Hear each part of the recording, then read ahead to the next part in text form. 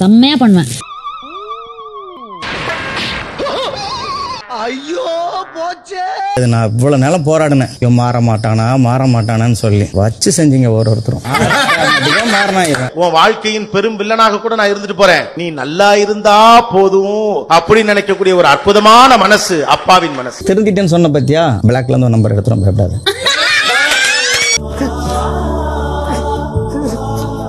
நைட்டுக்கு எந்திரிக்கிறா இப்போ 7 மணிக்கு ஸ்ட்ரைட்டா இருந்திருப்பாரு. ஈவினிங்ல எங்க நாய் குறைக்கும்ல, அங்க நாய் மாதிரி குறைச்ச கூட எந்திரிக்க மாட்டாங்க. எந்திரிக்கிறான்ல. சோ இன்னைக்கு நம்ம பார்க்க போறது பிக் பாஸ் சீசன் 7 உடைய டே 80 அண்ட் எபிசோட் 81 ஓட ரிவ்யூ தான். எபிசோட ஸ்டார்ட் பண்ணும்போது மாயா போயிட்டு நிக்சன் கிட்ட உன் ஃபேமிலியில யாரா வருவாங்கன்ற ஒரு கேள்வியை தான் கேட்டாங்க. அதுக்கு நிக்சன் பதட்டம் இருக்கு. என் ஃபேமிலிலாம் வரவே வேணாம், அதுலயும் எங்க அப்பாலாம் குறிப்பா வரவே கூடாதுன்னு நான் வேண்டிக்கிட்டு இருக்கேன் அப்படிங்கிற மாதிரி பேசிட்டு இருந்தாப்புல. ஏன்டா அப்படின்னு சொல்லி கேட்டதுக்கு கூட இல்ல, அவரு இந்த ஷோக்குள்ள மூஞ்ச காமிச்சிட்டு அதுக்கப்புறம் போய் ஆட்டோ ஓட்டினா அதெல்லாம் செட்டே ஆகாது, அதையும் மீறி எங்க அப்பாலாம் வீட்டுக்குள்ள வந்தாருன்னு வைங்க நான்லாம் பேசவே மாட்டேன்ற அளவுக்கு பேசிக்கிட்டு இருந்தாப்புல. அதை பார்க்கும்போது அதாவது இந்த பிக் பாஸ் ஷோலயே ரொம்ப ப்ரௌடான மூமெண்ட்னு சொல்லிட்டு எல்லா கண்டஸ்டன்ஸ் ஃபீல் பண்ணக்கூடிய விஷயம் என்னன்னா, அந்த 75 நாளை தாண்டி இந்த வீட்ல இருந்து நம்மளுடைய ஃபேமிலி மெம்பர்ஸை இவ்வளவு பெரிய ஷோக்குள்ள கொண்டு வந்து இன்ட்ரோடியூஸ் பண்றது தான் ரொம்ப பெருமையான விஷயம்னு நினைப்பாங்க. பட் அதுக்கெல்லாம் அப்படியே ஆப்போசிட்டா என் ஃபேமிலி இந்த வீட்டுக்குள்ள வந்துடக்கூடாது, குறிப்பா எங்க அப்பா வீட்டுக்குள்ள வந்துடக்கூடாதுன்னு பேசிட்டு இருக்க நிக்சனை பார்க்கும்போது ரொம்ப பெருமையா இருந்துச்சு. அப்புறம் உங்க ஃபேமிலில இருந்து யாரும் வராங்க? எனக்கு வேணாங்க, ஃபேமிலியே வேணாங்க, அப்பெல்லாம் வரவே கூடாது, நான் வேண்டிட்டு இருக்கேன் ஆண்டவனை. எங்க அப்பா என்ன பேச்சு பேசிட்டப்பா, கொப்பனை பத்தி உனக்கு என்னடா தெரியும்? அண்ட் அதுக்கப்புறமா இன்னைக்கு ஃபர்ஸ்டா தினேஷோடைய ஃபேமிலி தான் உள்ள வந்தாங்க. தினேஷோடைய ஃபேமிலில இருந்து அவங்க அப்பா அம்மா 2 பேரும் வந்த உடனே தினேஷ் போய் வெல்கம் பண்ணி கூட்டு வந்து எல்லாருக்கிட்டையும் இன்ட்ரோடியூஸ் பண்ணிட்டு இருந்தாப்ல. அண்ட் மாயா பூர்ணிமா மட்டும் ஸ்மால் பாஸ் ஹவுஸ்ல இருந்து ஆன்டி அங்கிள் சொல்லி கையை காமிச்சிட்டு இருந்தாங்களா. அப்போ தினேஷோடைய அம்மா உங்க 2 பேரும் தான் மெயினா பார்க்கணும் அப்படிங்கிற மாதிரி ஒரு வார்த்தை சொன்னாங்க. அதை பார்க்கும்போது என்னடா இது, இவங்க 2 பேரும் மெயினா பார்க்கணுமா, இதை இவங்க எப்படி சொல்றாங்கன்ற மாதிரி தான் இருந்துச்சு. அண்ட் அதுக்கப்புறமா தினேஷோட அப்பா உட்காந்துட்டு அதாவது உணர்ச்சி வசப்பட்டு நிறைய பேர் சண்டையில நிறைய வார்த்தைகள் அள்ளி வீசிருங்க, அதுலயும் குறிப்பா தினேஷ் நீ அதிகமா பண்றடா அப்படிங்கிற மாதிரி சொல்லிட்டாப்ல. அதுக்கப்புறமா ஆகா நம்ம பையனை மட்டும் சொல்லி விட்டோமே, இது அவனுக்கு நெகட்டிவா போயிருமே அப்படிங்கிறதுனால என்ன பண்ணிட்டாப்ல உசாராயி ஓகே, அதாவது அவர் மட்டும் இல்ல இந்த வீட்டுல இருக்கிற எல்லாருமே அப்படிதான் பண்ணிக்கிட்டு இருக்கீங்க அப்படின்னு சொல்லிட்டு ரைசா பக்கத்துல இருந்த விஷ்ணுவோட திரும்பி பார்த்த உடனே எல்லாரும் கக்க சிரிக்க ஆரம்பிச்சாங்க. உடனே விஷ்ணு பக்கத்துல உட்கார்ந்தது ஒரு குற்றமான்ற மாதிரி ரியாக்ஷன் கொடுத்த உடனே அப்படியே எட்டு பார்த்து எல்லாருமே நல்லா தான் விளையாடுறீங்க, எஸ்பெஷலி யூ டூ அப்படின்னு சொல்லிட்டு மாயா பூர்ணிமா சொன்னாரை தவிர்த்து கடைசியில் அது எந்த மாதிரியான ஒரு கேம் அப்படிங்கறத சொல்லவே இல்லை. எனக்கு என்னமோ சர்க்காஸ்டிக்கா போட்டு தாக்கின மாதிரி தான் இருந்துச்சு. அதுல நல்லா விளையாடுறீங்க, ஒருத்தரமே விளையாடுறீங்க, அதுல நீங்க பர்டிகுலரே யூ டூ மூஞ்சிக்கு முன்னால புகழாது எனக்கு பிடிக்காது. அண்ட் அதுக்கப்புறமா வழக்கமா இந்த வீட்டுக்கு வர எல்லாருமே விசித்ரா மேம் பத்தி கொஞ்சம் பாசிட்டிவா பேசுவாங்க இல்லையா. பட் தினேஷுக்கும் விசித்ரா மேமுக்கு ஆல்ரெடி ஒரு வார் போயிட்டு இருக்கு, இவங்க எதுவும் சொல்ல மாட்டாங்க அப்படின்னு சொல்லி நினைக்கும் போது இவங்களுமே விசித்ரா மேம் சூப்பரா விளையாடுறீங்க, இந்த ஏஜ்ல இந்த அளவுக்கு விளையாடுறது பெரிய விஷயம், உங்களை பார்த்தா எங்களுக்கு பொறாமையா இருக்குன்ற அளவுக்கு புகழ்ந்து தள்ளிட்டாங்க. அது அம்மாவும் நல்லா விளையாடுறாங்க, இந்த ஏஜ்ல விளையாடுறாங்க பார்த்து எங்களுக்கு எல்லாம் பொறாமையா இருக்கு. அண்ட் அதுக்கப்புறமா தினேஷுடைய அப்பா வந்துட்டு ஒரு பேச்சுக்கு அதாவது இந்த வீட்டுல யாரெல்லாம் நல்லா சமைப்பீங்க அப்படின்னு சொல்லி கேட்டுட்டு ஆஃப்டர் ரிட்டைர்மெண்ட் நான் தான் சமைப்பேன் அப்படிங்கிற மாதிரி சொன்ன உடனே தினேஷ் வந்துட்டு ஆமாமா எங்க அப்பா சூப்பரா சமைப்பார் தெரியுமா, அப்பா மட்டன் வந்திருக்கு ஒரு மட்டன் பிரியாணி போட்டு விட்டுறியான்னு சொல்லிட்டு ஒரு பேச்சுக்கு சொன்னா உடனே மட்டன் பிரியாணி பண்ண வைக்கிறியா, நான் கெஸ்டா வந்திருக்கேன்டா அப்படிங்கிற அளவுக்கு பட்டு வேணாம் நீங்களே சமைச்சுக்கோங்கன்னு சொல்லிட்டு எஸ்கேப் ஆயிட்டாப்ல. ஆஃப்டர் ரிட்டைர்மெண்ட் அவரோட ஹாபியே குக்கிங் தான். இப்ப மட்டன் இருக்கு வந்திருக்கு இன்னைக்கு, அந்த பிரியாணி பண்ணி தம்பி நான் இங்க கெஸ்ட்பா. அண்ட் அதுக்கப்புறமா மணியோட அம்மா வீட்டுக்குள்ள வந்தாங்க. மணி போயிட்டு கெட்டி பிடிச்சி பயங்கரமா எமோஷன் ஆகி அழுதுகிட்டு இருந்தாப்ல. இன்னொரு பக்கம் ரவீனா கண்ணுல தாரியா கண்ணீர் கொட்டிட்டு இருந்துச்சு. அதை பார்க்கும்போது சரி ஓகே என்ன இருந்தாலும் மாமியார் இங்க முடிச்சுட்டு நேரா வீட்டுக்கு போய் ஷோ பாப்பாங்க, அந்த டைம்ல என்னடா இந்த மருமக அழுகலையே அப்படின்னு சொல்லி வருத்தப்பட்ட கூடாதுன்றதுக்காக அழுதாங்களான்னு தெரியல. அண்ட் அதுக்கப்புறமா மணி அம்மா எல்லார்கிட்டையும் பேசிட்டு இருக்கும்போது ரவீனா மட்டும் பின்னாடி போய் ஒளிஞ்சுக்கிட்டு இருந்தாங்க. அதை பார்க்கும்போது மணி அண்ட் ரவீனாவுடைய லவ் மேட்டர் இப்ப வரைக்கும் மணியோட அம்மாவுக்கு தெரியாது போல இருக்கு. இந்த ஷோ மூலியமா தான் அவங்களுக்கே தெரிய வந்திருக்கும் போல இருக்கு. சோ அதனால என்ன சொல்ல போறாங்களோ ஏது சொல்ல போறாங்களோன்ற மாதிரியே ஒளிஞ்சு உட்கார்ந்துட்டு இருந்த மாதிரி இருந்துச்சு.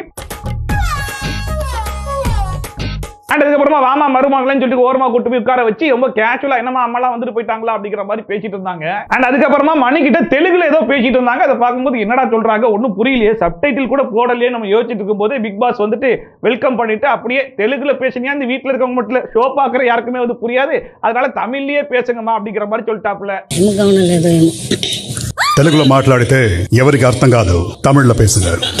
సరే బిగ్ బాస్. தமிழ் வாழ்க, தமிழ் வாழ்க, தமிழ் வாழ்க, தமிழ் வாழ்க. அண்ட் அதுக்கப்புறமா ரவீனா மணியோட அம்மா கிட்ட 8 வாரமா தொடர்ந்து நாமினேஷன்ல வந்தாரு, அதெல்லாம் பாத்தீங்களா அப்படின்னு சொல்லி கேட்கும்போது ஆமா நானும் பார்த்தேன், அதுவும் கடைசி வாரம்லாம் கண்டிப்பா அவன் தான் புட்டுக்குச்சு வெளியே வந்துருவான்னு நானே நினைச்சேன், பார்த்தா தப்பிச்சிட்டான். அதுக்கப்புறம் இந்த கேப்டன்சி அது இதுன்னு பண்ணி சூப்பரா வந்து விளையாட ஆரம்பிச்சிட்டான், இதுக்கப்புறமும் நல்லா விளையாடணும்டா அப்படிங்கிற மாதிரி நல்ல மோட்டிவேஷன் எல்லாம் பண்ணாங்க. 8 வாரம் தொடர்ந்து நாமினேஷன் வந்தாரு பாத்தீங்களா? லாஸ்ட் டைம் எங்களுக்கு ரொம்ப கஷ்டம் ஆயிடுச்சு, அவ்வளவுதான் மணி. அண்ட் அடுத்தது அர்ச்சனாவுடைய தங்கச்சி உள்ள வந்தாங்க. வந்த உடனே விசித்ரா மேம் கிட்ட போயிட்டு என்னுடைய அக்காவுடைய பேட் டைம்ஸ்ல நீங்க ரொம்ப சப்போர்ட்டா இருந்தீங்க, அதுக்கு ரொம்ப தேங்க்ஸ் மேம் அப்படிங்கிற மாதிரி அவங்களுக்கு ஒரு தேங்க்ஸ் சொல்லிட்டு, அண்ட் அடுத்த சீன் பார்த்தா மாயா வந்து அவங்க தங்கச்சியை கூட்டிட்டு போயிட்டு இருக்காங்க. என்னடா நடக்குதுங்க அப்படின்னு சொல்லி பார்த்தா அவங்க தங்கச்சியுமே மாயாவுடைய பிக் ஃபேன் ஆமா. I am very big fan of you, நீங்க போட்ட கேரக்டர்லாம் எனக்கு ரொம்ப பிடிக்கும், அந்த கடலமாவெல்லாம் கொடுத்து விட்டீங்க, அதெல்லாம் பார்த்து நான் வீட்டில் சிரிச்சுக்கிட்டு இருந்த அளவுக்கு பயங்கரமா புகழ்ந்து தள்ளிட்டு இருந்தாங்க. அதை பார்க்கும்போது என்னடா அது உங்க பிள்ளைய தான் போட்டு அந்த மாயா அந்த டார்ச்சர் படிச்சு அந்த அளவுக்கு எல்லா வில்லித்தனமும் பண்ணாங்க. ஆனா அதே மாயாக்கு குடும்பமே ஃபேனா இருக்கா, இதை நம்புறதா வேணாமா, ஜோக்காக பேசுறாங்களா என்ன ஏதுன்னு ஒன்னும் புரியலன்ற அளவுக்கு பயங்கர கன்ஃபியூஷன் ஆகி போச்சு. Very big fan of you. அது நேத்து கிஃப்ட் கடலமா சிரிச்சிட்டு இருந்தாரு.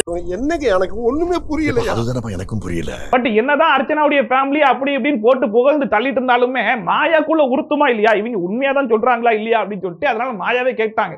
நான் இது ஃபர்ஸ்ட் வீக்ல அப்படி இப்படி ஆகி போச்சு, அதனால எதுவும் கோவம் இல்லையே வருத்தம் இல்லையே அப்படின்னு சொல்லிட்டு அதெல்லாம் எதுவுமே இல்லைங்க, இட்ஸ் ஆல் இந்த கேம் அப்படிங்கிற மாதிரி சொன்னாங்க. அதுக்குமே மாயா அப்படியா சரி ஓகே அந்த மாதிரி நானுமே அர்ச்சனாவும் மன்னிச்சிட்டேன் அப்படிங்கிற மாதிரி பெருந்தன்மையா மன்னிச்சுக்கிட்டு இருந்தாங்க. அதை பார்க்கும்போது இந்த கொடுமையெல்லாம் நம்ம பார்க்க வேண்டிய நிலைமை ஆகி போச்சுன்ற அளவுக்கு தான் இருந்துச்சு. கோவம்லாம் எதுவும் இல்ல, இந்த மாதிரி எதுவுமே கிடையாது. அக்கா நான் காயப்படுத்தினா நான் மன்னிச்சிருந்தேன், சால் இந்த கேம் அவங்க அக்காவை நான் மன்னிச்சிட்டேன். பாவி என் வசனத்தை இவன் பேசிட்டு போறான். அண்ட் அதுக்கப்புறமா மாயா பூர்ணிமா 2 பேரும் சேர்ந்து அவங்க தங்கச்சியை கூட்டு போயிட்டு இதுதான் எங்களுடைய மேக்கப் ரூம், நாங்க இது மேக்கப் ரூம் அவங்களுடைய ஸ்ட்ராட்டஜி ரூம்ல நான் தான் ஷோ பார்த்திருக்கேன்ல, எல்லா ஸ்ட்ராட்டஜி இந்த ரூம்ல தான் உட்கார்ந்து போடுவீங்க அப்படிங்கிற மாதிரி போட்டு உடைச்சு விட்டாங்க. எல்லாமே பண்ணுவோம், இது உங்க 2 பேரோட ஸ்ட்ராட்டஜி ரூம் கரெக்டா? கண்டு விட்டாளையா சூச்சமத்தை கண்டு விட்டாளே. அண்ட் அடுத்ததான் நிக்சனுடைய அப்பா உள்ள வந்தாரு, அங்கதான் ஆரம்பிச்சு சம்பவமே. அண்ட் நிக்சனோட அப்பா உள்ள வந்தோடனே நிக்சனோட ரியாக்ஷன் எப்படி இருந்துச்சு, ஆஹா வந்துட்டாரு எது நடக்க கூடாதுன்னு நினைச்சனோ அது நடந்து போச்சு என்ன பண்றது அப்படிங்கிற மாதிரி ஒரு பயங்கரமான ரியாக்ஷன் ஒன்று கொடுத்தாப்ல. அண்ட் உள்ள வந்தோடனே நிக்சன் அப்படியே தயக்கமாவே போயிட்டு வெல்கம் பண்ணாப்ல. அவரே கேட்டாப்ல என்னடா ஆச்சரியமா இருக்கா இல்ல அதிர்ச்சியா இருக்கா அப்படிங்கிற மாதிரி. ஆச்சரியமா இருக்கா அதிர்ச்சியா இருக்கா? ஆச்சரியமா இருக்கா. அண்ட் நிக்சனோட அப்பாவுமே நேரா விசித்ரா மேம் கிட்ட போயிட்டு நிக்சனை நல்லபடியா பாத்துக்கிட்டீங்க மேடம், ரொம்ப தேங்க்ஸ் மேடம் அப்படிங்கிற மாதிரி விசித்ரா மேம்க்கு ஒரு தேங்க்ஸ் சொல்லிட்டு அண்ட் அடுத்து அர்ச்சனாக்கும் போய் தேங்க்ஸ் சொன்னாப்ல. அர்ச்சனாக்கு எதுக்கு தேங்க்ஸ் அப்படின்னு சொல்லி பார்த்தா திருந்தவனுக்கு வாய்ப்பு கொடுக்கறது பெரிய விஷயமா, அதை நீ பண்ணிருக்க அப்படிங்கிற மாதிரி அதுக்குமே ஒரு தேங்க்ஸ் சொன்னாப்ல. அர்ச்சனா உனக்கு பெரிய தேங்க்ஸ்மா, உனக்கு திருந்தரனை விட திருந்தருக்கு வாய்ப்பு கொடுத்த பத்தியா, அதுக்கு தான் பெரிய தேங்க்ஸ். இந்த பையனுக்குள்ளே என்னவோ இருந்திருக்கு பாரு. அதாவது போன வாரம் சொருகிருவேன் சொல்லிட்டு அர்ச்சனாக்கு இவருக்கு ஒரு பயங்கரமான சண்டை போச்சு இல்லையா, அந்த சண்டை மூலியமா தான் நிக்சனுடைய உண்மை முகமே வெளியே வந்துச்சு அப்படிங்கறத அவங்க அப்பாவே சொல்றாப்ல. அவரோட ரியாலிட்டி வெளியே வந்துச்சு, அதனாலதான் இப்ப அவனுக்கு திருந்துறதுக்கு ஒரு வாய்ப்பு கிடைச்சிச்சு, அதுக்கு வந்து ரொம்ப தேங்க்ஸ்மான்னு சொல்லிட்டு மறுபடியும் அர்ச்சனாக்கு ஒரு தேங்க்ஸ் சொல்லிட்டு அண்ட் இந்த ஷோ மூலியமா அவன் நிறைய கத்துக்கிட்டான், அதெல்லாம் எனக்கு தான் பெனிஃபிட்னு சொல்லிட்டு இவன் மாற மாட்டானான்னு சொல்லிட்டு நான் எவ்வளவோ நாள் ஏங்கிருக்கேன். பட் இந்த ஷோ மூலியமா நீங்க ஒவ்வொருத்தரும் வச்சு செஞ்சீங்க பாருங்க, சூப்பரா இருந்துச்சுன்னு சொல்லிட்டு அவருடைய பையன் வீட்டில் இருக்கவங்க எல்லாரும் சேர்ந்து வச்சு செஞ்சதுக்கு சந்தோஷப்படக்கூடிய முதல் அப்பா இவரா தான் இருப்பாருன்ற அளவுக்கு நிக்சன் எவ்வளவு வித்தியாசமா இருந்தாரோ அதுக்கு ஏத்த மாதிரி இவருமே ரொம்ப வித்தியாசமான ஒரு அப்பாவா தான் இருந்தாரு. இவ்வளவு நேரம் போராடினேன், இவன் மாற மாட்டானான்னு சொல்லி வச்சு செஞ்சீங்க ஒருத்தரும். மாறினா இவன் தந்தையவனின் பாசத்தை அண்ட் அதுக்கப்புறமா ஒரு விஷயம் உனக்கு சொன்னாரு பாருங்க, நான் சிரிச்சு எனக்கு கண்ணில் தண்ணீரே வந்துருச்சு. இந்த விஜய் வர்மா கூட டான்ஸ் காம்படிஷன்ல நிக்சன் வந்து வின் பண்ணார் இல்லையா, எப்படி வின் பண்ணாம பாத்தியா, சின்ன வயசுல ஒரு பொருள் ஒன்று வாங்கி கொடுக்கலனா எனக்கு வாங்கி கொடுன்னு சொல்லிட்டு அடம் பிடிக்கிறதுக்காக ஒரு டான்ஸ் ஸ்டெப் ஒன்று போடுவான், அந்த டான்ஸ் ஸ்டெப் வச்சு உன்னை ஜெயிச்சிட்டான் பாரு. அந்த டான்ஸ் ஸ்டெப்பை இங்க எப்படி எல்லாம் யூஸ் பண்ணிருக்கான் பாரு, நான்லாம் நொந்துட்டேன் அப்படிங்கிற அளவுக்கு. அதாவது நிக்சனை வச்சு செய்யறதுக்கு வேற யாருமே தேவை கிடையாது, அவனை முழுக்க வச்சு செய்யறதுக்காக தான் நானே உள்ள வந்திருக்கேன்ற அளவுக்கு சிறப்பா வச்சு செஞ்சு விட்டாப்ல. விஜய் வர்மா உன்னை ஜெயிச்சான் பாரு, பொருளும் வாங்கி கொடுக்கலாம் ஆடுவான் வீட்டுல, வாங்கி தருவியா மாட்டேன்னு அதை வச்சு உன்னை ஜெயிச்சிட்டான் பாத்தியா. நான் இதே பூரா இப்படி யூஸ் பண்ணிட்டான் அப்படின்னு சொல்லிட்டு இல்ல அந்த ரெண்டே ரெண்டு இல்ல ரொம்ப எல்லாமே போகுது. அண்ட் இவ்வளவு நாளா நிக்சனுடைய நம்பரை வந்து ஒரு பிளாக்ல தான் வச்சிருந்திருப்பாரு போல இருக்கு. நான் திருந்திட்டேன்னு நீ சொன்ன பத்தியா, அந்த வார்த்தைக்காக உன்னை அன்பிளாக் பண்ண போறேன், அதுவும் இப்ப கிடையாது, நீ வெளியே வந்ததுக்கு அப்புறம் தான் அப்படின்னு சொல்லிட்டு தன்னோட பையனையே ஒரு டாபிக்கா எடுத்து ஒரு ஸ்டாண்ட் அப் காமெடியே பண்ணி முடிச்ச அளவுக்கு பயங்கரமா இருந்துச்சு. திருந்திட்டேன்னு சொன்ன பத்தியா, பிளாக்ல இருந்து நம்பர் எடுத்துறோம், பயப்படாத. அதான் வெளியே வந்ததுக்கு அப்புறம் தான். அண்ட் அதுக்கப்புறமா பிக் பாஸ் அவரை வெல்கம் பண்ணதுக்குமே பிக் பாஸ் கிட்ட சொல்றாப்புல, ஐயோ பிக் பாஸ் இந்த ஷோக்குள்ள அவன் வந்ததுக்கு அவனுக்கு பெனிஃபிட்டா இல்லையான்னு தெரியல, பட் எனக்கு பயங்கரமான பெனிஃபிட். அதாவது அடிச்சும் திருந்தாத புள்ளைய ஆப்பு வச்சு திருத்த முடியும் அப்படிங்கறதே உங்களை பார்த்து நான் கத்துக்கிட்டேன். அதாவது இந்த கேப்டன்சி டாஸ்க்ல அவனுக்கு கேப்டன்சி பதவியும் கொடுத்து கூடவே பெல்லியும் கொடுத்தீங்க பாருங்க, அதெல்லாம் பார்த்து நான் பயங்கரமா என்ஜாய் பண்ணேன். இவ்வளவு நாள் வீட்டுல ஒரு வேலையும் பார்க்காத அவனை இந்த வீட்டுக்குள்ள வந்து எல்லா வேலையும் பார்க்க வச்சுக்க பாத்தீங்களா. நான்லாம் 24/7 போட்டு பார்த்து பயங்கரமா என்ஜாய் பண்ற அளவுக்கு நிக்சனை எந்த அளவுக்கு சிறப்பா செய்ய முடியுமோ அந்த அளவுக்கு சிறப்பா செஞ்சிட்டு இருந்தாப்ல. அப்பதான் நிக்சனுடைய நிலைமை எனக்கு புரிஞ்சிச்சு. நிக்சன் எதுக்காக தன்னோட அப்பா இந்த வீட்டுக்குள்ள வந்துடக்கூடாதுன்னு அந்த அளவுக்கு புலம்னாருன்னு இப்ப அவங்க அப்பா பண்ணக்கூடிய பெர்ஃபார்மன்ஸை பார்த்ததுக்கு அப்புறம் தான் என்னாலேயே புரிஞ்சிக்க முடிஞ்சிச்சு. ஒரு கேப்டன்ஷிப்பை கொடுத்து ஒரு பெல்லே மாட்டி விட்டாரு பாருங்க, பாக்குறதுக்கு அடங்கினா பாருங்க, சிரிச்சு ஆஹா என்ன அசிங்கமா பாராட்டலாம் போதும், மூல பஞ்சாயத்தை தீர்த்து விடு. அண்ட் அதோட நிக்சனை விட்டு வரன்னு சொல்லி பார்த்தா இதுக்கப்புறம் தான் பயங்கரமான விஷயம்லாம் இருக்கு அப்படின்னு சொல்லிட்டு வீட்டுல எல்லாம் வந்துட்டு ஈவினிங் 7 மணிக்கு தான் முடிப்பான். இங்க நாய் குலைச்சா முடிக்கிறான்ல, நான் வீட்டுல நாய் மாதிரி குலைச்சா கூட முடிக்க மாட்டான் அப்படின்னு சொல்லிட்டு நைட்டுக்கு எந்திரிக்கிறா. இப்போ 7 மணிக்கு ஸ்ட்ரைட்டா இருந்திருப்பாரு ஈவினிங்ல, எங்க நாய் குறைக்கும்ல, அங்க நாய் மாதிரி குறைச்ச கூட எந்திக்க மாட்டாங்க, எந்திக்கிறான்ல. இந்த பிக் பாஸ் ஷோக்குள்ள வரும்போது என்கிட்ட சொல்லாம எங்க அம்மா கிட்ட போய் சொல்லிட்டு ஆசீர்வாதம் வாங்கிட்டு தான் உள்ள வந்துட்டான். அதுக்கப்புறமா தான் தெரிஞ்சு இந்த பிக் பாஸ் ஷோக்குள்ள வந்திருக்கான்னு சொல்லிட்டு, அண்ட் இவன் இந்த ஷோக்குள்ள போயிட்டான்றதுக்காகவே 24/7 இந்த ஷோ பாக்குறேன்னா பாத்துக்கோங்களேன் அப்படின்னு சொல்லிட்டு இந்த இடத்துல கொஞ்சம் பெருமையா பேசுற மாதிரி இருந்துச்சு. பரவாயில்லையே, இவ்வளவு நேரம் தன்னுடைய பையனை போட்டு அட்டாக் பண்ணாலும் இந்த இடத்துல கொஞ்சம் பெருமையா பேசுறாரு அப்படின்னு சொல்லி பார்த்தா, அவ்வளவு சீக்கிரமெல்லாம் நீங்க என்ன வந்து நம்பாதீங்க, அடுத்தது கேட்டுக்கோங்க அப்படின்னு சொல்லிட்டு, அதாவது இப்ப நான் என் பையனுக்கு தைரியமா போய் பொண்ணு கேட்பேன் அப்படின்னு சொல்லி சொன்னாப்ல. அப்படியா, என்ன சொல்லி பொண்ணு கேட்பீங்க அப்படின்னு சொல்லி கேட்டதுக்கு அதான் பிக் பாஸ் ஷோக்கு போயிருக்கான்ல, இதுக்கு மேல வேற என்ன தகுதி வேணுங்கிறேன். என் பையன் பாத்ரூம் கழுவுவான், பாத்திரம் விளக்குவான், சமையல் பண்ணுவான், எல்லா வேலையும் இழுத்து போட்டு பார்ப்பான், இதுக்கு மேல வேற என்ன குவாலிட்டி வேணும். பிக் பாஸ் ஷோல பாத்தீங்கன்னா அம்புட்டு வேலையும் பார்த்திருக்கான்ல, இதை சொல்லியே பொண்ணு கேட்பலன்னு சொல்லிட்டு அப்பயுமே போட்டு அட்டாக் தான் பண்ணிட்டு இருந்தாப்ல. இப்ப தைரியமா பொண்ணு பாப்பேன் நான், என் பையனுக்கு பொண்ணு கொடுக்க மாட்டாங்க. வேற பிக் பாஸ்க்கு போயிட்டு வந்தாங்க பையன், அம்மா பாத்திரம் கழுவுவான், சமைக்க தெரியும். எனக்கு இந்த பொண்ணு ரொம்ப பிடிச்சிருக்கா. உண்மையிலேயே நிக்சன் உங்க அப்பா இந்த 2 கேரக்டரையும் பார்க்கும்போது இதை வச்சு ஒரு படமே எடுக்கலாம் போலயே அப்படிங்கிற அளவுக்கு உண்மையிலேயே இருந்துச்சு. நிக்சன் அப்பா பேசுனதெல்லாம் அவ்வளவு காமெடியா இருந்துச்சு. நான் விழுந்து சிரிச்சேன். சீரியஸ்லயே இன்னைக்கு எபிசோட்லயே நிக்சன் அப்பா பேசின மேட்டர் தான் ரொம்பவே இன்ட்ரெஸ்டிங்கா இருந்துச்சு. பட் இருந்தாலுமே ஒரு அப்பாவா நம்ம உள்ள போறோமே, நம்ம பையனை வந்து டேமேஜ் பண்ணாம முடிஞ்ச அளவுக்கு வெளியே வரணும் தானே நினைப்பாங்க. பட் இப்படி ஒரு அப்பா இருந்தது வந்து ஒரு ஆச்சரியமா தான் இருந்துச்சு. நீ நல்லா இருந்தா போதும் அப்படி நினைக்கக்கூடிய ஒரு அற்புதமான மனசு அப்பாவின் மனசு. அண்ட் நிக்சனோட விட்டுருவாரான்னு சொல்லி பார்த்தா அங்கேருந்து டிராவல் ஆகி விஷ்ணுடைய ஏழை மூமெண்ட் இருக்கு இல்லையா, அதையுமே ஒரு செஞ்சு விட்டாப்புல. அதாவது பிராக்டிஸ் பண்ணதெல்லாம் விஷ்ணு கடத்துல மணி வந்து பெர்ஃபார்மன்ஸ் பண்ணி விட்டாரு அப்படின்னு சொல்லிட்டு அதுக்கு ஒரு எக்ஸாம்பிளா என் பர்ஸ் எடுக்காதாண்டா பேச்சு, அவன் பர்ஸ் எடுப்பான்னு எனக்குடா தெரியும், அந்த காமெடி மாதிரி இருந்துச்சுன்னு சொல்லிட்டு பயங்கரமா செஞ்சு விட்டாப்புல. ஒரு படத்துல சொல்லுவார்ல, என் பர்ஸ் அடிக்கிறது தான் பேச்சு அப்படின்னு. எனக்கு தெரிஞ்சு அடுத்த சீசன்ல நிக்சன் அப்பாவை மட்டும் களத்துல இறக்கி விட்டாங்கன்னா கண்டென்ட்டுக்கு பஞ்சமே இருக்காதுன்ற அளவுக்கு பயங்கரமான கண்டென்ட்லாம் அள்ளி கொடுத்தாப்புல. ரொம்பவே இன்ட்ரெஸ்டிங்கா இருந்துச்சு. பட் அதுக்கப்புறமா நிக்சன் அப்பாவை காட்டுவாங்கன்னு ரொம்பவே எதிர்பார்த்தேன். பட் அந்த மனுஷனை காட்டவும் எல்லாம் இல்ல. அண்ட் நிக்சனும் போயிட்டு அவங்க அப்பா கிட்ட போய் பெருசா பேசவும் இல்ல போல இருக்கு. வந்த வரைக்கும் எல்லாத்தையும் செஞ்சுட்டல, உன்னால என்ன பண்ண முடியுமோ அதை சிறப்பா பண்ணிட்டல, சரி ஓகே ஆளை விட்டுருன்ற மாதிரி நிக்சன் ஒரு பக்கம் ஓடிட்டாரு போல இருக்கு. அர்ச்சனாவும் போய் சொன்னாங்க, டே என்ன இருந்தாலும் உங்க அப்பாடா போய் பேசுறா, கொஞ்சமாச்சு கம்பெனி குடுறா அப்படின்னா, சரிக்கா அப்படிங்கிற மாதிரி உட்கார்ந்து கடைசி வரைக்கும் போய் பேசின மாதிரியே தெரியல. தனியாவே உட்கார்ந்துருக்காரு அவரு. அண்ட் அதுக்கப்புறமா அர்ச்சனா அண்ட் அர்ச்சனாவுடைய தங்கச்சி 2 பேரும் உட்காந்து பேசிட்டு இருக்கும்போது அர்ச்சனா தங்கச்சி கேட்கறாங்க, கேம் எப்படி போயிட்டு இருக்கு, நல்லபடியா போயிட்டு இருக்காங்க கேட்டதுக்கு, சூப்பரா போயிட்டு இருக்கு, எந்த இதுவும் இல்ல, கரெக்டா போயிட்டு இருக்கு, பட் நீ வந்து உன்னுடைய துணிப்பட்டியை தவிர்த்து வேற எந்த பெட்டியிலும் கை வைக்க கூடாது பாத்துக்கோ அப்படிங்கிற மாதிரி ஒரு ஸ்ட்ரிக்டான வார்னிங் ஒன்று கொடுத்தாங்க. அதை பார்க்கும்போது இந்த பெட்டி டாஸ்க் எப்படி அடுத்த வாரம் வந்துடும் இல்லையா, அந்த பெட்டியை தூக்கிட்டு வரேன்னு சொல்லிட்டு ஆர்வ கோளாறுல அந்த பெட்டியை தூக்கிட்டு வந்துடாத, நீ ஃபைனல்ஸ் வின் பண்றதுக்கு நிறையவே வாய்ப்பு இருக்கு அப்படிங்கிறத மறைமுகமா சொன்னாங்க. நீ கை வைக்கிறதா இருந்தா அந்த துணி பெட்டியில மட்டும் துணி பெட்டி எடுத்து தான் நீ வெளில வரணுமே தவிர வேற எந்த பெட்டியும் எடுத்துட்டு நீ வெளில வரக்கூடாது. புரிஞ்சுது. அதுக்கப்புறமா அர்ச்சனாவுடைய வீக் பாயிண்டே வந்து அழுகிறது தான் இல்லையா. சோ உனக்கு வெண்ட் அவுட் ஆகணும்னு நினைச்சேன், தனியா போய் அழுகு, எல்லாரும் முன்னாடி எல்லாம் அழுகாத. அண்ட் ஒரு சில இடத்துல உன்னை பார்க்கும்போது எனக்கு ரொம்ப பெருமையாவும் இருந்துச்சுன்ற அளவுக்கு புகழ்ந்துலாம் தள்ளிட்டாங்க. ஆனா எனக்கு லைக் சம்டைம்ஸ் பாக்குறப்ப பயங்கர ப்ரௌடா இருக்கு தெரியுமா. அண்ட் அடுத்தா விஷ்ணுடைய 2 சிஸ்டர்ஸ் வீட்டுக்குள்ள வந்தாங்க. உடனே விஷ்ணு போயிட்டு பயங்கரமா கட்டி பிடிச்சி எமோஷன் ஆவார் அப்படின்னு சொல்லி பார்த்தா எந்த ஒரு ரியாக்ஷன் இல்லாம நேரா போயிட்டு யார் ஃபேமிலி மெம்பர்ஸ்ன்ற மாதிரி கையை மட்டும் கொடுத்துட்டு இருந்தாப்ல. அண்ட் அதுக்கப்புறமா விஷ்ணு அவருடைய சிஸ்டர் வந்து எல்லார்கிட்டையும் இன்ட்ரோடியூஸ் பண்ணிட்டு இருக்கும்போது பூர்ணிமா தான் கடைசியா வந்தாங்க. அண்ட் பூர்ணிமாவை பார்த்த உடனே அவங்க சிஸ்டர்ஸ் 2 பேரும் உங்களையும் எங்களுக்கு நல்லாவே தெரியுமே அப்படிங்கிற மாதிரி சர்காஸ்டிக்கா ஒரு ரியாக்ஷன் ஒன்று கொடுத்தாங்க. உங்களையும் நல்லா தெரியுங்க. அண்ட் அதுக்கப்புறமா விஷ்ணு கிட்ட வந்து எல்லாருமே வீட்டுக்கு போறேன் டயலாக் வந்து யூஸ் பண்ணிட்டே இருந்தாங்க. நீ ஒருத்தன் தான் சொல்லாம இருந்த, ஆனா நீயுமே கடைசி வரேன்னு சொல்லிட்ட அப்படிங்கிற மாதிரி சொல்லிட்டு இருந்தாங்க. அண்ட் அதுக்கப்புறமா மாயா வந்து விஷ்ணுடைய காமெடிலாம் எப்படி இருந்துச்சு அப்படின்னு சொல்லி கேட்டதுக்கு அவங்க காமெடியை விட உங்க காமெடி சூப்பரா இருந்துச்சு அப்படிங்கிற மாதிரி அங்கேயுமே ஒரு சர்காஸ்டிக்கா சொன்னாங்க. அண்ட் அதுக்கப்புறமா பூர்ணிமா பத்தின விஷயங்களை அவங்க தங்கச்சி கிட்ட போட்டு வாங்கலான்ற அளவுக்கு மாயாவும் முடிஞ்ச அளவுக்கு ட்ரை பண்ணாங்க. பட் கடைசி வரைக்கும் எதுவுமே நடக்கல. அண்ட் அங்கேயே அப்படியே கட் பண்ணிட்டு நேரா விசித்ரா மேம் கிட்ட பேசிட்டு இருக்கும்போது சொல்றாங்க, விசித்ரா மேம் நான் வந்து அண்ணன் ஏதாச்சும் பண்ணியிருந்தானா மன்னிச்சுக்கோங்க அப்படின்னு சொல்றது எங்களுக்கு ஆசை தான். ஆனா நீங்க தான் சண்டை போட்டு அடுத்த நாள் காலையிலேயே ஒண்ணு சேர்த்துறீங்களே, கொஞ்சம் கூட கேப்பே விட மாட்டீங்களே, இதை நாங்க எப்படி எடுத்துக்கிறதுன்னு எங்களுக்கே புரியலன்ற மாதிரி ஒன்று சொன்னாங்க. அதை பார்க்கும்போது அதாவது சண்டைன்னு ஒன்று போட்டிங்கன்னா கொஞ்சம் கேப் விடுங்க, அதுதானே கொஞ்சம் இயல்பா இருக்கும். இந்த மாதிரி உடனே சேர்ந்தா அது ரொம்ப ஃபேக்கா இருக்குன்றத கொஞ்சம் மறைமுகமா சொன்ன மாதிரியே இருந்துச்சு. அண்ட் விஷ்ணுடைய சிஸ்டர்ஸ்லாம் பேசும்போது ஏதோ ஃபேமிலி ரவுண்ட்ல ஃபேமிலி மெம்பர்ஸ் உள்ள வந்து பேசுன மாதிரியே தெரியல. வைல்ட் கார்டு என்ட்ரில யாரோ 2 பேர் உள்ள வந்து எல்லாரையும் போட்டு அட்டாக் மோட்ல அட்டாக் பண்ணிட்டு இருப்பாங்க இல்லையா, அந்த மாதிரியே பேசிட்டு இருந்த மாதிரி தான் இருந்துச்சு.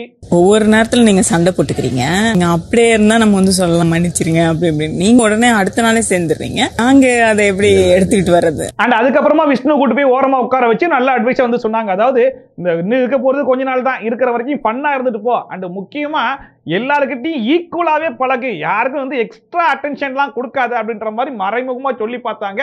பட் இருந்தாலுமே விஷ்ணு இல்ல நான் அந்த மாதிரிலாம் யாருக்கும் கொடுக்கறது இல்லையா அப்படின்னு சொல்லி சொன்ன உடனே அதாவது அந்த பக்கமே போகாதியே, அறவே வேணாம், அந்த டச்சே உனக்கு வேணாம்னு வச்சுக்கோவே அப்படிங்கிற மாதிரி. அதாவது பூர்ணிமா கிட்ட தான் நீ அதிகமான டைம் வந்து ஸ்பெண்ட் பண்ற, அது உனக்கு நல்லது கிடையாது, அந்த பக்கமே போகாத அப்படிங்கறத கொஞ்சம் இன்டைரக்டா சொன்னாங்க. அவங்க பேரை மட்டும் தான் யூஸ் பண்ணல, மற்றபடி விஷ்ணுக்கும் புரிஞ்சிருச்சு அப்படிங்கிற மாதிரி தான் இருந்துச்சு.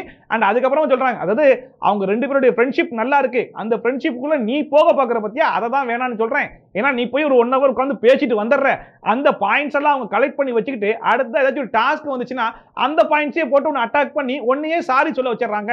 இதெல்லாம் உனக்கு தேவையா, இதெல்லாம் உனக்கு மைனஸா தான் போகுது. சோ அதனால வந்து அந்த பக்கமே போகாத, ஒண்ணு போனா கூட்டமா போய் பேசிட்டு வந்துடு, தனியா மட்டும் போய் மாட்டிக்காத அப்படிங்கிற ஒரு நல்ல அட்வைஸை எடுத்து சொல்லியிருக்காங்க. இதுக்கப்புறம் விஷ்ணு சரி ஓகே நம்ம சிஸ்டர்ஸே நம்மளுக்கு இந்த மாதிரி அட்வைஸை சொல்லியிருக்காங்க அப்படின்னா இந்த விஷயம் வந்து வெளியே தப்பா போயிருக்கு போல, அதனால தான் சொல்லியிருக்காங்க. ஸோ இதுக்கப்புறம் பூர்ணிமா ட்ராக் பக்கமே போகாம நம்மளுடைய ட்ராக்கை பார்த்து நம்ம போனோம் அப்படின்னா கண்டிப்பா டாப் 5ல வரதுக்கு வாய்ப்பு இருக்கும்னு நினைச்சு விளையாடினாருன்னா கண்டிப்பா டாப் 5ல வரதுக்கு அதிகமான வாய்ப்பு இருக்கு. குரூப்பா உட்காந்து பேசும்போது ஃபன் பண்றது எல்லாம் ஓகே, ஆனா தனியா டைம் கொடுக்கலாம், ஸ்பெஷல் டைம் யாருக்குமே கொடுக்க வேணாம்.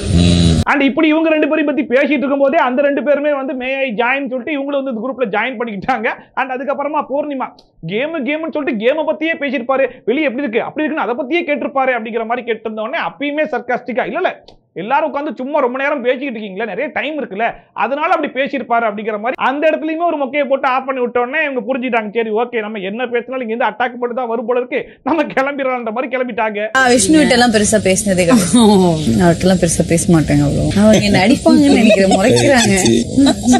அது ஃபைனலா மணியோடைய அம்மா மணி கிட்ட ஒரு பயங்கரமான காமெடி ஒன்று சொல்லிட்டு இருந்தாங்க. அதை நினைக்கும் போது என்னால சிரிப்பு தாங்கல. அதாவது இந்த பாண்டியன் ஸ்டோர் பையன் பாக்குறதுக்கு ரொம்ப ஒல்லியா இருக்கான்ல, அது டிவியில பார்க்கும்போது எப்படி இருக்கானோ அதே மாதிரி தான் இருக்கான்ற மாதிரி சொல்லிட்டு இருந்தாங்க. அண்ட் அதுக்கப்புறமா சொல்றாங்க வெளியே எல்லாருமே அவனதான் டைட்டில் வின் பேசிக்கிட்டு இருக்காங்க அப்படின்னு சொல்லிட்டு, இந்த டாஸ்க்ல கூட 5 ஸ்டாரை வின் பண்ணிட்டான்ல அப்படிங்கிற மாதிரி சொல்லிட்டு இருந்தாங்க. அதை பார்க்கும்போது இவங்க எப்படி புரிஞ்சுக்கிட்டாங்கன்னா உண்மையா சீரியஸாவே இந்த சரவணன் விக்ரம் வந்து டைட்டில் வின்னர் அப்படின்னு சொல்லிட்டு எல்லாரும் உசத்தி வச்சு பேசிக்கிட்டு இருக்காங்க அப்படிங்கிறத நம்பி வந்து இங்க சொல்லிக்கிட்டு இருக்காங்க போல இருக்கு. ஆனா அது வந்து கலாய்க்கிறது அப்படிங்கிறது அவங்களுக்கு தெரியல. அண்ட் ஒருவேளை இந்த வீக்கெண்ட் எபிசோட்ல சரவணன் விக்ரம் எவிக்ட் பண்ணி வெளியே அனுப்புனதுக்கு அப்புறம் தான் அவங்க நினைப்பாங்க, ஐயோ இந்த பையன் டைட்டில் வின் பண்ணக்கூடிய பையனாச்சே, இவன் எதுக்கு வெளியே அனுப்பிச்சு விட்டாங்க அப்படிங்கிற அளவுக்கு உட்காந்து யோசிச்சுக்கிட்டு இருப்பாங்க போல இருக்கு. ஆனா அவரை தான் எல்லாருமே வந்து டைட்டில் வின்னர் ஸ்டார் அவனுக்கு தான் கிடைச்சது. அண்ட் அதுக்கப்புறமா அர்ச்சனாவுடைய சிஸ்டர் வந்து அர்ச்சனா கிட்ட சொல்லிட்டு இருக்காங்க, இந்த டாஸ்க் அப்போ நீ நல்லா தான் பேசிட்டு இருக்க, அதை வந்து கத்தாதுன்னு ரவினா சொன்னா எனக்கு செம்ம காண்டாகி போச்சு, அவ மட்டும் என்ன சிரிக்கிறாள் கக்கபுக்க அப்படின்னு சொல்லி சொன்ன உடனே அர்ச்சனா வேணாம் அப்படிலாம் சொல்லாது இல்ல அவங்க ஒரு மாதிரி சிரிக்கிறாங்கல்ல, அது எனக்கு இரிட்டேட்டிங்கா தான் இருக்கு, அப்படி அவங்க சிரிச்சுட்டு எதுக்கு உனக்காக சொல்லணும் அப்படின்னு சொல்லிட்டு அஸ் அ சிஸ்டரா எல்லாம் வந்து அந்த விஷயத்துல பயங்கரமா காண்டாயிட்டாங்க. சென்டர்ல உட்காந்து கத்தாதீங்க, இதுவாகும் சமகாண்டு. நீ கூட தான் கேட்க சிரிக்கிறீங்க. அது லைக் அப்படி இல்ல. அதுக்கப்புறமா எல்லாரையுமே கூப்பிட்டு சோஃபால உட்கார வச்சு நேத்து கொடுத்தாரு இல்லையா, அதே டாஸ்க் தான். அதாவது ஃபேமிலி மெம்பர்ஸ் எல்லாம் சேர்ந்து இந்த வீட்டுல இருக்கக்கூடிய கண்டஸ்டன்ஸ்ல ஒரு கண்டஸ்டன் வந்து ஃபேவரட் கண்டஸ்டன் சொல்லி செலக்ட் பண்ணணும் அப்படின்னு சொல்லி சொன்ன உடனே நேத்து மாதிரி இன்னைக்குமே அந்த டிஸ்கஷன் எல்லாம் காட்டுவாங்க அப்படின்னு சொல்லி எதிர்பார்க்கும் போது அந்த மாதிரி டிஸ்கஷன் எல்லாம் எதுவுமே காட்டல. நேரா வந்து விஜய் வர்மாவை தான் நாங்க செலக்ட் பண்ணிருக்கோம் அப்படிங்கிற மாதிரி செலக்ட் பண்ணாங்க. அண்ட் வந்து நேத்து மாதிரி இன்னைக்கு ஒரு அவார்டு கொடுப்பாங்கன்னு சொல்லி பார்த்தா இன்னைக்கு வந்து அவார்டு கிடையாது, வேற ஒரு கிஃப்ட் அப்படின்னு சொல்லிட்டு ஒரு போர்டு ஃப்ரேம். அந்த போர்டு ஃப்ரேம்ல ஒவ்வொரு ஃபேமிலி மெம்பர்ஸும் விஜய் வர்மாவுக்கு சொல்ல வேண்டிய விஷயத்தை சொல்லி சைன் பண்ணணும் அப்படிங்கிற மாதிரி சொல்லியிருந்தாங்க. அண்ட் எல்லாருமே சைன் பண்ணி அந்த கிஃப்ட்டை வந்து விஜய் வர்மாவுக்கும் கொடுத்தாங்க. ரொம்ப நன்றி, இது எனக்கு கொடுத்தது இது one of the best gift என்னோட லைஃப்ல நான் நினைச்சுக்கிறேன், பத்திரமா வச்சுக்கிறேன். அண்ட் நேத்து மாதிரியே இன்னைக்குமே எல்லா ஃபேமிலி மெம்பர்ஸும் ஒன்னாவே வெளியே கிளம்பலாம் அப்படிங்கிற மாதிரி அனுப்பிச்சு வைக்கும் போது ஃபைனலா போய் நிக்சன் அப்பாவுடைய காலில் வந்து ஆசீர்வாதம் எல்லாம் வாங்கினப்பல அதை பார்க்கும்போது பரவாயில்லையே, இந்த காட்சி கொஞ்சம் கண்கொள்ளா காட்சியா இருக்குன்ற மாதிரி தான் இருந்துச்சு. அண்ட் அதுக்கப்புறமா மாயா போயிட்டு விஷ்ணுடைய சிஸ்டர் என்ன முறைச்சிக்கிட்டே இருந்தாங்க அப்படின்னு சொல்லி சொன்ன உடனே அங்கேருந்து நிக்சன் ஆமா என்னையும் தான், உடனே பூர்ணிமா ஆமா என்னையும் தான் அப்படின்னு சொல்லிட்டு எல்லாருமே சேர்ந்துக்கிட்டாங்க. அதை பார்க்கும்போது ஆமா நீங்க பண்ற வேலைக்கெல்லாம் வீட்டுல இருந்து வரவங்க எல்லாம் முறைப்பாங்கன்னு தான் நாங்களும் எதிர்பார்க்கிறோம். மற்றவங்க எல்லாம் வந்து ஐ பிக் ஃபேன் ஆஃப் மாயான்னு சொல்றது எங்களுக்கு ஆச்சரியமா தான் இருக்கு. அட்லீஸ்ட் விஷ்ணுடைய சிஸ்டராஜி முறைச்சிட்டு போனாங்களேன்ற கொஞ்சம் சந்தோஷம் எங்களுக்கு இருக்கேன்ற மாதிரி தான் இருந்துச்சு. விஷ்ணு அக்கா அதெல்லாம் என்ன முறைக்கிறாங்க, கடைசி வரைக்கும் முறைக்கிறாங்க. இல்ல என்னையும் முறைக்கிறாங்க. அதுக்கப்புறமா நிக்சன் சொல்றாப்ல, அதாவது வீட்டுல நடக்கிற விஷயம் எல்லாம் உங்களுக்கு புரியல, இப்ப கூட அவங்க எல்லாரும் சேர்ந்து ஃபேவரட்டான பர்சனை செலக்ட் பண்ண சொன்னதுனால ஓகே, நெகட்டிவா செலக்ட் பண்ண சொல்லியிருந்தா கண்டிப்பா எல்லாருமே அவங்களோட சண்டை தான் போட்டிருப்பாங்க. அதாவது நேத்து வந்து அர்ச்சனோட அப்பா கூட விக்ரம் கிட்ட என்கிட்ட பத்தி அந்த விஷயத்தெல்லாம் எடுத்து பேசும்போது இப்ப எங்க ரெண்டு பேருக்குள்ள ஒரு நல்ல ஒரு பாண்டிங் போயிட்டு இருக்கு, இப்ப இதை சொல்லிருக்கணுமா அப்படிங்கிற மாதிரி இருந்துச்சுன்ற மாதிரி எல்லாம் பேசிட்டு இருந்தாப்ல. அர்ச்சனா அப்பா சொன்னதுமே தப்புன்னு அந்த செகண்ட்ல மாறி ஆயிடுச்சு. எனக்கும் எங்களுக்குள்ள இருக்க பாண்ட் எங்களுக்கு தெரியும். அண்ட் ஃபைனலா மாயா வந்துட்டு பூர்ணிமா வச்சு ஒரு குரலி வித்த காட்டுறேன் பாரு அப்படின்னு சொல்லிட்டு வா என் காலில் ஏறு அப்படின்னு சொல்லிட்டு ஏறி அப்படியே தூக்கி குப்புறத்துக்கு போட்டு விட்டாங்க. அதை பார்க்கும்போது கொஞ்சம் நல்லா இருந்துச்சு. பட் இருந்தாலும் பூர்ணிமா கீழே விழுந்து அடிபடிச்சானதுல கண்ணெல்லாம் கலங்கி போயிருந்துச்சு. அண்ட் அது ஒரு காமெடின்னு சொல்லிட்டு ஏதோ பண்ணிட்டு இருந்தாங்க. அதுக்கப்புறமா ஒரு ப்ரொமோஷனை போட்டு இன்னைக்கு எபிசோடையும் வந்து முடிச்சு போட்டாங்க. அண்ட் இன்னைக்கு எபிசோட பொறுத்த வரைக்கும் எப்படி இருந்துச்சுன்னா ஒரு நல்ல ஒரு ஃபன்னான ஒரு ஜாலியான ஒரு எபிசோட தான் இருந்துச்சு. குறிப்பா நிக்சனுடைய அப்பா வந்து நிக்சனை ஒரு சிறப்பான செய்கை ஒன்று செஞ்சாரு பாருங்க, அதெல்லாம் தரமா இருந்துச்சு. அண்ட் வந்து மற்ற ஃபேமிலி மெம்பர்ஸ் எல்லாருமே வந்து ஓரளவுக்கு நல்ல அட்வைஸ்லாம் கொடுத்து அவங்க தேவையான விஷயங்கள்லாம் வந்து பண்ணிட்டு போயிருக்காங்கன்ற மாதிரி தான் இருந்துச்சு. அண்ட் நீங்க யாருடைய ஃபேமிலி மெம்பர்ஸை பார்க்கறதுக்கு ரொம்பவே ஆவலா காத்துக்கிட்டு இருக்கீங்க அப்படிங்கிறதையும் மறக்காம கமெண்ட் செக்ஷன்ல சொல்லுங்க. அண்ட் இன்னைக்கு எபிசோடு எப்படி போச்சு உங்களுக்கு அப்படிங்கிறதையும் மறக்காம கமெண்ட் செக்ஷன்ல சொல்லுங்க. அண்ட் இதே மாதிரி ட்ரோல்ஸ் அண்ட் ரிவ்யூஸ் அண்ட் கண்டென்ட்ஸா பார்க்கணும்னு நினைச்சீங்கன்னா மறக்காம சப்ஸ்கிரைப் பண்ணிட்டு பக்கத்துல இருக்க பெல் ஐகானை டான் தட்டி விட்டீங்கன்னா நான் போற வீடியோ நோட்டிஃபிகேஷன் டான் வந்து சேர்ந்துடும். ஸோ மீண்டும் இதே மாதிரி சூப்பரான வீடியோட சூப்பரான ரிவ்யூட சூப்பரான ட்ரோலோட சந்திக்கிறேன். பை ஃப்ரம் ஷாஃபி, டாடா, bye bye and take care.